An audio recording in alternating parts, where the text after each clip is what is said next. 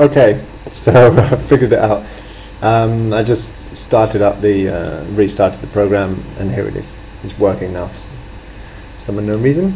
So here you have to turn the sun on and off. If you want to get to here, you go up to Windows and then you click on Shadows, and you get this dialog box here. And so you can turn, you want to use the sun for shading, and then turn it on, and then you select your UTC time.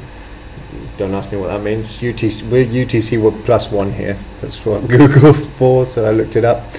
Okay, so now here you have the time and the date. It's important, you have to set your geolocation. You have geolocation here, so you got to File, Geolocation. I've already set it. You can preview in Google Earth if you're using it on Windows or Mac, and it will actually open it up in Google Earth and put it inside the terrain, which is really, really cool. If I go to, okay, it doesn't matter. Anyway, so set up the geolocation. This isn't really a how-to. I'm just showing you what this can do and why it's good. And now, generally, you want the sun to come into the building in the coldest months. So we go to December. Yeah, so I've just moved the date here to December. You can see we're on the 31st. You can get more specific if you want to go to the shortest time of year. We can make sure we're in the right year, so we can go to 2014, and we'll go to December of this year. So we're going into the future. So here you can see the sun comes up, and you can see the path over here of the light as the sun comes into the building.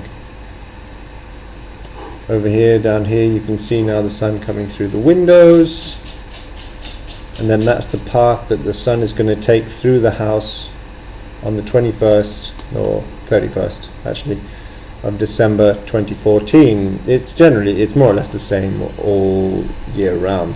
So now we can observe something interesting. So we know that the sun is lower in the winter, but we can see if you design your windows properly and the house is facing south, so you have all most of the glazing on the south face because you want the sun to come in on that side, then to heat up the house. Then when you get closer to the summer, you can make a very small overhang, and look what happens. Let's go to January. So as you go through the year, you can see that the sun gets steeper in the sky. We have a window, whoops, we have a window up here,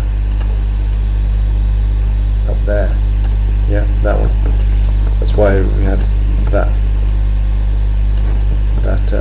sun shining through there. So as you can see, as we get closer to the summer, the sun gets steeper in the sky and you get less sun inside the house. This is important because you don't want the house to overheat. So in the summer we're going to have a vine growing on the pergola that you saw before on the front, and that will stop the sun from coming in completely. So we'll shade the house, and the house will be really nice and cool in the summer because there won't be any direct sunlight coming in to heat it up. And then in the midst of winter, when it's really cold, we will have loads of light and loads of sun coming in. The house is going to be super insulated, and we've got of course brand new double glazing windows that are arriving in a couple of weeks time. And so we'll have a lovely warm house just from the sun.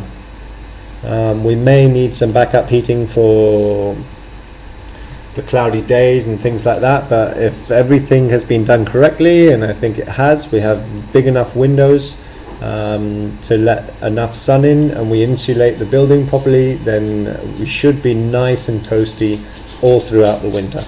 Okay, thanks again, bye.